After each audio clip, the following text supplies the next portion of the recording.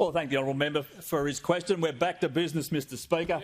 The member for Flynn, better known as the Bulldog, not only locally but here, the fighter for Flynn, and it's so important in his electorate, Mr Speaker, the resilience of the resources sector.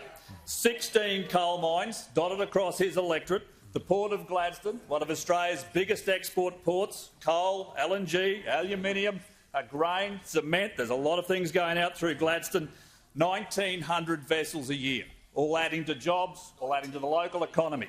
And Mr Speaker, we were in Gladstone last week with the Prime Minister down at Auckland House.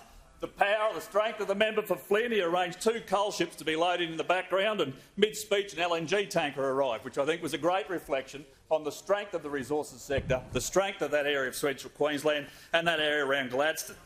Mr Speaker, the resources sector has been a cornerstone of our economy. In this area, in the member for Flynn's area, the coal sector employs 3,500 people. 3,500 employed in the member's electorate. They continue to drive our economic recovery.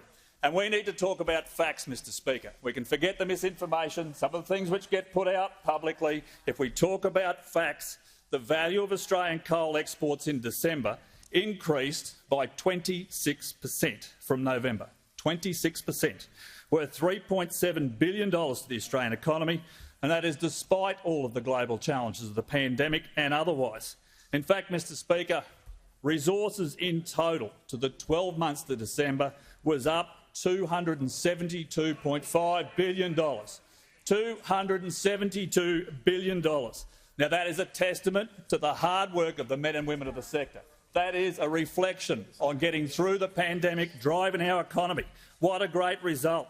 Mr Speaker, the ABS noted just last week employment in mining jumped by 22,000 people.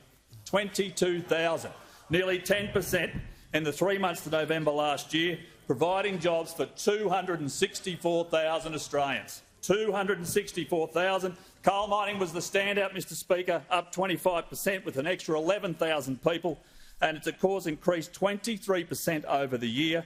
That is the most number of Australians employed in the coal sector since 2012. Now, that does not sound like a sector in decline.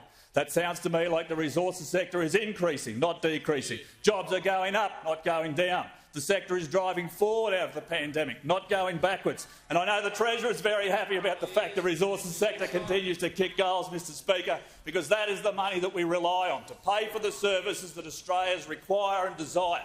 And that is what we will continue to do. We will continue to support the resources sector in the member for Flynn's electorate and right across Australia, because they are delivering for us and they are delivering for our country.